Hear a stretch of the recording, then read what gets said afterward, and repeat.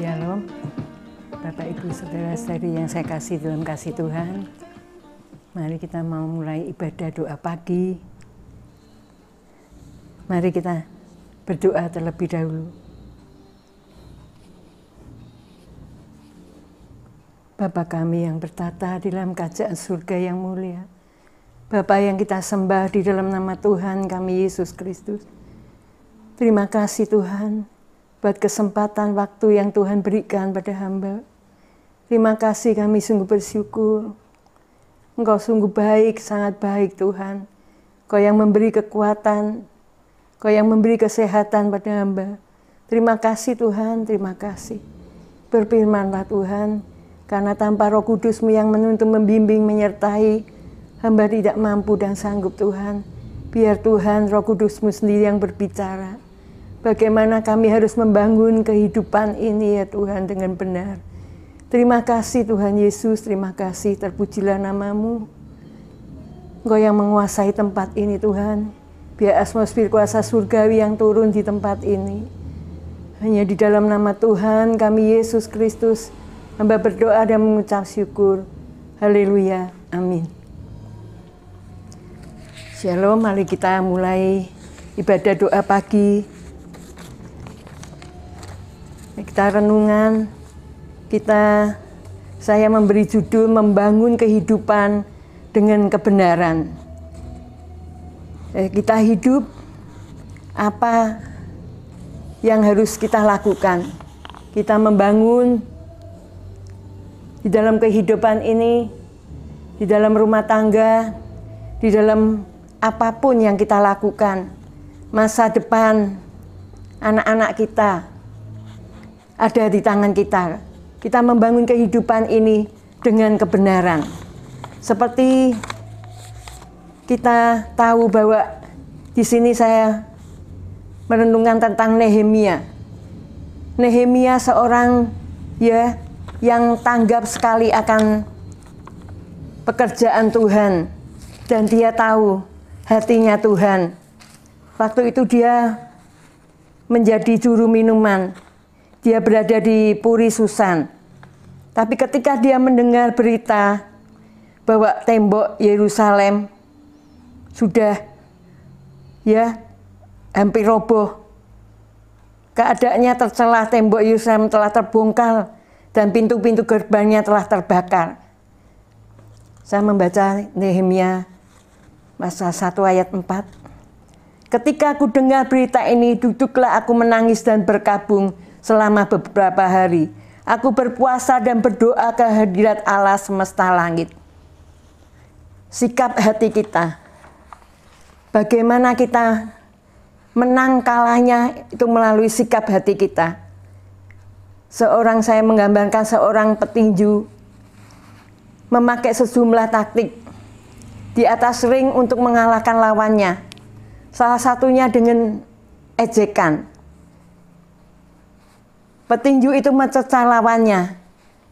Dia bilang, ayo pukul lebih keras, tinjumu tak berasa, dan yang lain-lainnya. Akhirnya lawannya terpancing dan bertinju dengan marah. Kalau dia marah, maka kekuatannya akan terbuang. Tenaganya akan terbuang dan kepercayaan dirinya melemah. Itu adalah titik lemah kita. Bagaimana sikap hati kita di dalam menanggapi kehidupan ini. Ketika mungkin kita diejek oleh orang mungkin. Alah, kamu itu apa toh? Kamu maksudnya anak kecil, ndak tahu apa-apa. Tapi kamu mau menyamai orang yang sudah pintar itu. Dan kalau sikap hati kita kita tertuju pada Tuhan. Kalau sikap hati kita sudah negatif, pikiran kita sudah mau marah gitu ya. Dan maka akan terjadi kemarahan. Dan seperti bangsa Israel ketika menghadapi banyak sekali tantangan, mereka itu tidak mau bersyukur kepada Tuhan. Segala mujizat Tuhan sudah Tuhan nyatakan. Tapi mereka kalau ada masalah sedikit, Mereka langsung bersungut-sungut. Kalau kekurangan air, kekurangan makan, mereka bersungut-sungut. Dan itu ya sikap hati yang tidak benar. Tapi kalau Nehemia ini mempunyai sikap hati yang benar, dia tanggap apa yang harus dia lakukan, kerjakan. Dia tidak saja ya terus, wah dia mungkin sudah enak di negeri itu melayani raja. Tapi ketika didengar bangsanya dalam keadaan seperti yang mungkin sudah bangsanya sudah terpukul kalah oleh lawan-lawannya, oleh musuh-musuhnya, dia tahu, dia berkabung, berpuasa kehadirat Allah semesta langit. Saya juga mengalami juga ketika saya, keluarga saya, suami belum bertobat, baru itu saya dan anak saya yang besar itu baru bertobat. Dan saya pergi ke gereja. Pada waktu itu teman segereja saya di tengah jalan sudah menggocok saya. Ada, Cik, kamu suaminya belum bertobat aja, kok kamu melayani Tuhan? Lah, keluargamu, suamimu aja belum bertobat. Kehidupannya seperti itu morat-marit. Tapi saya melihat hal yang positifnya. Saya melayani Tuhan, Tuhan yang suruh, bukan saya sendiri sembarangan saya melayani Tuhan, pergi ke sana kemari. Bukan, karena saya juga bertanggung jawab terhadap keluarga. Kalau saya melayani Tuhan, saya bereskan terlebih dahulu di rumah. Apa yang harus saya lakukan untuk suami, untuk anak-anak, ya. Mungkin perginya pagi-pagi, saya masih gelap itu saya bangun, saya masak, saya siap-siapkan apa yang perlu disiapkan. Dan saya tidak menanggapi yang negatif. Ketika saya menanggapi yang negatif, maka saya, ya, kok melayani Tuhan, keadaan rumah tanggaku seperti ini, mundur saja, gitu. Tapi saya tidak, saya percaya bahwa Tuhan, di balik semuanya ini Tuhan akan mengerjakan sesuatu yang luar biasa. Seperti Nehemia ini juga, dia diejek oleh lawannya. Bahwa ya orang yang namanya Tobia itu mencoba melemahkan para pekerja dengan kata-kata yang beracun, yang mematahkan semangat. Ya. Dan ini kita lihat di dalam sikap hati kita, harus kita di dalam Amsal 14 ayat 17, demikian bunyi firman Tuhan. Siapa lekas naik darah berlaku bodoh, tetapi orang yang bijaksana bersabar. Ya, seperti Nehemia ini juga, dia dikata-katain, sepertinya nanti bangunanmu akan roboh, anjing nanti anjing nanti akan roboh gitu ya. Tapi Nehemia terus, di hatinya terus, hanya tujuannya dia hanya mau membangun tembok Yerusalem. Dan sikap hati yang benar adalah ini di dalam Nehemia 2 ayat 20. Demikian bunyi firman Tuhan. Aku menjawab mereka, kataku, Allah semesta langit dialah yang membuat kami berhasil. Kami hamba-hambanya telah siap untuk membangun. Tetapi kamu tak punya bagian untuk hak dan tidak akan diingat di Yerusalem. Nah, ini sikap hati Nehemia. Sikap hatinya hanya hanya mengandalkan Tuhan. Dia hanya mengandalkan Tuhan. Meskipun tantangannya demikian berat, diganggu, demikian ya, bahkan mau dia juga, kalau kita membaca terus, dia mau dirancangkan, dia difitnah, mau dibunuh. Dan ketika itu dia bertanya aja kepada orang yang bukan orang sembarangan, nabi, itu para pemuka-pemuka agama, tapi juga bisa menjebloskan dia. Katanya dia harus bersembunyi di bait suci, tapi dia untung sikap hati yang benar. dia hanya bertanya kepada Tuhan, mengandalkan Tuhan, dia berdoa hingga tidak sampai terjadi kalau dia berada di bait suci, mungkin dia mesti disalahkan. Kamu kok masuk bait suci? Ya, harusnya imam yang masuk ke situ. Dan ini yang sikap mengandalkan Tuhan itu, ya sikap hati Nehemia ini sehingga benar, sehingga dia terus Tuhan tuntun, bimbing, pimpin langkah-langkah hidupnya. Kita sebagai pelayan-pelayan Tuhan ataupun kita sebagai orang biasa, bagaimana kita membangun kehidupan kita, membangun rumah tangga kita.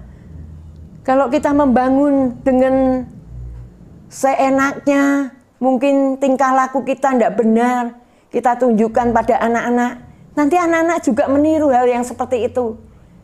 Saya tidak jauh-jauh, saya juga mengalami hingga anak saya sendiri, yang laki, yang nomor 2, meniru akan perbuatan papanya seperti apa. Tapi ketika itu Tuhan terus merendah kami, saya diproses demikian beratnya, saya tapi tetap kuat, saya hanya mengandalkan Tuhan. Saya percaya bahwa Tuhan di balik semuanya itu ada janji-janjinya. Satu orang bertobat maka seluruh isi keluarganya, jiwanya akan diselamatkan. Saya percaya itu. Dan terus ketika kita mau mempunyai sikap hati yang benar dan 2 mengandalkan Tuhan, maka Tuhan yang bekerja di dalam kehidupan kita. Ya. Dan kita juga harus berjaga-jaga dan waspada. Kalau kita membangun dengan ini seperti Nehemia, dia membangun dengan kekuatannya sendiri mungkin tidak bisa, karena tantangannya banyak yang harus dihadapi. Musuh-musuhnya tidak terima kalau ya Nehemia membangun tembok Yerusalem lagi.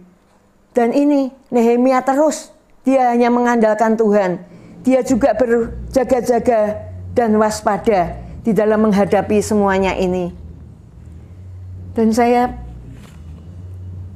Nehemia pasal 4 ayat 9, tetapi kami berdoa kepada Allah kami dan mengadakan penjagaan terhadap mereka siang dan malam karena sikap mereka, ya, karena sikap mereka yang ingin menggagalkan pembangunan tembok Yerusalem. Tetapi Nehemia diberi hikmat sama Tuhan. Dia tetap berdoa kepada Tuhan dan mengadakan penjagaan terhadap mereka siang dan malam. Dan apa yang harus kita lakukan? Kalau kita sebagai ibu, apa yang harus kita lakukan? Walaupun kita melayani mungkin terhadap suami, terhadap anak-anak, tapi juga kita yang jasmani kita lakukan, yang rohani juga kita lakukan. Karena kalau jasmani kita lakukan, yang rohani tidak kita lakukan, nanti akan tidak seimbang. Kalau yang rohani kita lakukan, yang jasmani tidak kita lakukan, nanti malah jadi celaan. Nanti malah jadi kita menjadi batu sandungan, menjadi bahan. Nanti mungkin suami kita akan berkata, "Lah kamu melayani Tuhan kok seperti itu?" Ya, mungkin dalam berbicara kita juga harus hati-hati. Karena iblis itu membuat celah kalau kita tidak berhati-hati, karena kelemahan kita itu apa dia tahu. Dan sepertinya kita ngomong mungkin baik-baik, nanti tanggapannya suami itu, "Loh kok kamu kok sekarang sudah melayani Tuhan kok kurang ajar ya sama suami," gitu. Dan sekarang kamu bisa melayani ke sana kemari kok sekarang sama suaminya itu mungkin perkataannya agak keras sedikit gitu ya. Dan itu kita harus terus berjaga-jaga dan waspada. Kita harus hati-hati karena iblis itu dia singa yang mengaum-ngaum siang dan malam hingga mau menelan siapapun yang siap untuk ditelan. Tapi kita mempunyai Tuhan yang luar biasa. Ketika kita mau ya berjaga-jaga dan waspada, tidak kita mungkin tidak ada persoalan, enak. Itu tidak usah berdoa, berdoanya aja biasa-biasa aja. Tapi kalau ada masalah, karena Tuhan mengasihi kita sebagai anak-anaknya, untuk apa dia menegur kita, mengajar kita? Ya supaya kita melekat sama Tuhan, supaya kita benar-benar hati kita terus ya terarah kepada Tuhan. Tapi kadang ada yang masalah, tapi malah, wah masalahku seperti ini ya, kok aku seperti ini ya, Tuhan kok nopo toh hidupku seperti ini. Lah dia tidak mau tanya, Tuhan apa yang harus saya lakukan, jalan apa Tuhan, beri saya kekuatan. Tidak, tapi pengen enaknya sendiri, nyalahkan Tuhan. Padahal diri sendiri yang salah dengan tindakan perbuatannya. Dan seperti sikap Nehemia ini sikap yang sungguh ya berkenan di hadapan Tuhan. Dia mempunyai sikap hati yang positif. Tidak dia meskipun diejek oleh lawannya. Seperti apa mau ditakut-takuti, seperti apa, tapi dia tetap ya tujuannya untuk membangun tembok Yerusalem itu. Dan demikian juga kita membangun, kita harus benar-benar ya kita mengandalkan Tuhan, berjaga-jaga dan waspada. Karena saat-saat seperti ini kita harus hati-hati.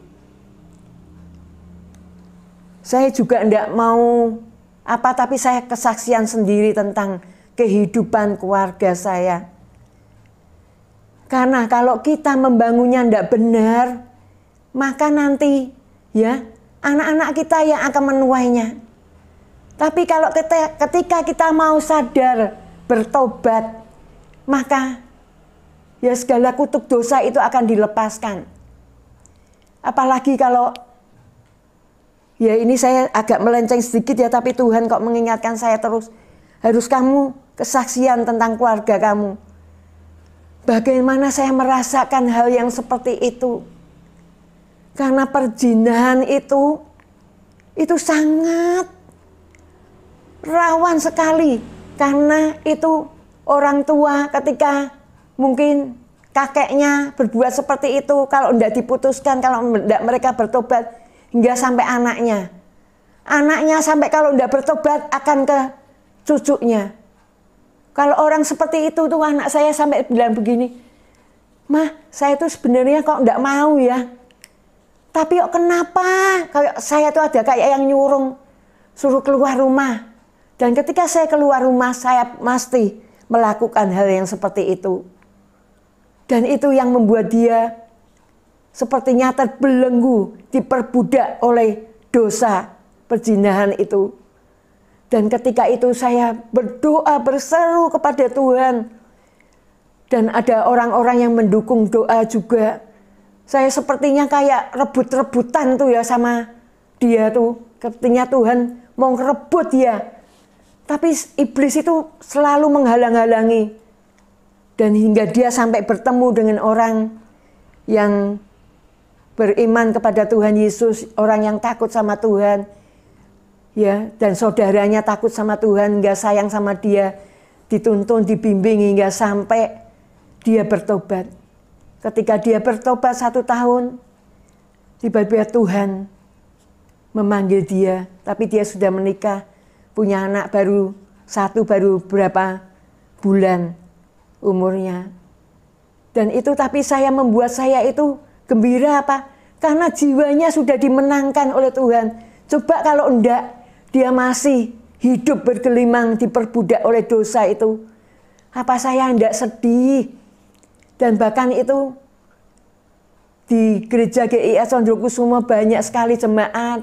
Bahkan Ibu Gembala dulu masih almarhum itu Ibu Joko datang bilang sama saya, "Bu, saya itu mau menghibur Ibu, tapi Ibu kok sudah ada sukacita seperti itu." Gitu. Dan saya bersyukur pada Tuhan. Mungkin saya juga dikata-katain sama teman saya yang dekat, sahabat saya bahkan, "Oh wong edan ya, anaknya ndak ada kok, kayak seneng men gitu." Tapi saya karena senang apa? Karena jiwanya sudah diselamatkan. Bahwa saya tahu dia hidup. Sekarang berada di Firdaus. bersama-sama dengan ya Tuhan. Dan itu yang membuat hati saya gembira, hati saya bisa bersuka cita itu karena apa? Karena jiwanya sudah diselamatkan. Dan kita harus siap berhati-hati, berjaga-jaga, waspada. Dan kita akhirnya juga akan mendapatkan kemenangan yang dari Tuhan. Tuhan itu Tuhan yang mengasihi kita. Ya, Nehemia juga enggak terus dapat ya seperti itu, terus gampang gitu. Tapi melalui proses. Karena hidup kita itu juga melalui proses. Enggak ketika kita mungkin sekolah ya, kelas ini, TK, naik ke SD kelas 1 hingga sampai kelas 6, SMP, SMA. Dan itu kalau kita enggak mau belajar yang sungguh-sungguh, enggak nanti akan tertinggal. Dan ini yang Tuhan lakukan untuk kita dibawa naik dan naik melalui proses-proses ini. Kalau kita menang. Tapi kalau sikap kita sudah negatif terlebih dahulu, malah nyala-nyalakan Tuhan, maka ya itu akan membuat malah kita semakin dibelenggu oleh permasalahan, malah hidup kita tidak menang, malah hidup kita kalah, malah nanti mengalami hal-hal yang tidak enak dalam kehidupan kita. Bahkan saya melihat kalau itu teman saya, pada waktu itu saya pelayanan itu senang sekali. Meskipun saya harus keluar apa-apa saya tapi tetap senang. Sampai teman saya, sahabat saya bilang gini, "Loh Cik, kowe kok kenapa toh kok maksudnya ngasih uang maksudnya sama hamba Tuhan kok orangnya enggak terima kasih kok kamu itu malah diem aja." Ya biar tahu saya ngasih itu, saya ngasih dengan hati yang rela, tulus. Saya enggak punya embel-embel apa-apa. Ya biar toh, dia enggak terima kasih ya. Biar tuh. Yang saya urusannya saya dengan Tuhan kan, maksudnya sudah kan saya disuruh apa saya lakukan, saya perbuat kayak gitu. Dan itu bagaimana sikap hati kita harus menang.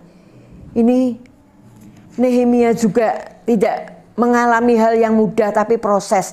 Semuanya itu harus proses ya. Karena hidup kita tidak mungkin kita enak-enakan terus naik ke puncak gunung yang tinggi tidak melalui proses. Bahkan kita gagal berapa kali aja bisa orang, mungkin pekerjaan ya. Kita gagal tapi jangan takut. Kalau kita mengandalkan Tuhan hidup kita benar. Kalau hidup kita tidak benar, kalau kita bekerja yang mungkin barang-barang yang tidak beres, barang yang mungkin gelap, ya kita yang salah sendiri. Kalau itu gagal itu sungguh baik, memang Tuhan mengasihi. Kalau coba diterus-teruskan, nanti jadi apa kalau kita kerja tidak benar. Tapi kalau kita bekerja, mungkin berusaha apa, kita sampai gagal, tidak apa-apa, tapi kita harus semangat, kita harus bangun, kita harus bangkit kembali. Kita tidak boleh terus melemah. Kita harus benar, kok ngene, saya berusaha, tapi tetap gagal. Jangan sampai kita seperti itu. Kita harus mempunyai sikap hati yang positif. Dan hidup kita hanya mengandalkan Tuhan. Dan kita harus berjaga-jaga dan waspada. Karena ya tubuh ini ya lemah. Tetapi roh yang terus menuntun membimbing kita. Kita harus terus bertanya kepada Roh Kudus. Kalau kita menjadi orang Kristen tidak mau bertanya sama Roh Kudus ya kita rugi sendiri. Karena Roh Kudus itu adalah roh yang Tuhan beri untuk mendidik, menghibur kita, untuk menolong kita. Ya. Karena kita butuh terus Roh Kudus terus untuk menuntun membimbing kita.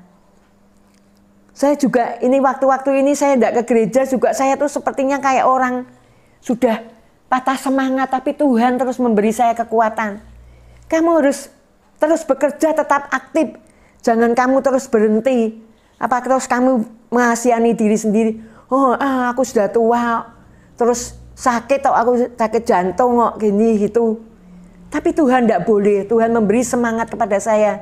Terus Roh Kudusnya mengingatkan saya untuk terus kita bekerja di ladangnya Tuhan. Apapun harus kita lakukan, harus kita menurut akan Tuhan. Jangan kita bertindak seenak diri kita sendiri. Kita kalau diberi ya kepercayaan oleh Tuhan, kita harus lakukan dengan benar. Karena membangun kehidupan ini dengan kebenaran. Dan kebenaran ini yang memerdekakan hidup kita. Demikian yang dapat saya sampaikan. Mari kita benar-benar menjadi orang-orang yang anak-anak Tuhan. Semakin hari biar semakin kita yang membangun kehidupan ini dengan kebenaran. Karena tanpa kebenaran, hidup kita akan terus dibelenggu oleh dosa. Demikian yang dapat saya sampaikan. Mari kita berdoa. Segala puji, hormat, sembah, syukur, kemuliaan kuasa hanya bagi nama-Mu Tuhan. Engkau Tuhan yang dahsyat dan luar biasa dalam hidup kami. Kami memuji-Mu Tuhan, kami menyembah-Mu. Kami diciptakan, kami ada hanya untuk memuji Engkau, meninggikan nama-Mu Tuhan, mengagungkan nama-Mu Tuhan. Ketika kami berjalan di dalam lorong yang gelap, harus kami tetap semangat, harus terus berjalan. Dan nanti akhirnya akan menemukan titik yang terang itu. Dan terang itu yang akan menerangi kehidupan kita. Biarlah kita terus meminta penyertaan Tuhan. Hamba berdoa untuk jemaat-Mu GIA Condrokusumo Tuhan. Berbagai macam masalah mereka hadapi Tuhan. Mungkin di dalam keluarga mereka. Mungkin istri, suami mereka yang hidup masih di dalam kegelapan. Tuhan beri istrinya kekuatan untuk terus tetap bertahan, untuk terus tetap hidup di dalam kebenaran-Mu dan terang-Mu Tuhan. Dan mereka juga saat ini ekonomi mereka yang melemah. Tuhan yang tolong mereka Tuhan. Kami percaya Tuhan, Engkau Allah yang tidak pernah meninggalkan anak-anak-Mu. Tak akan dibiarkan anak-anak-Mu meminta-minta ya Tuhan. Kami percaya Tuhan ya, kuasa-Mu yang akan bekerja Tuhan. Tuhan yang akan menyediakan apa yang diperlukan, butuhkan semuanya. Terima kasih Tuhan, terima kasih.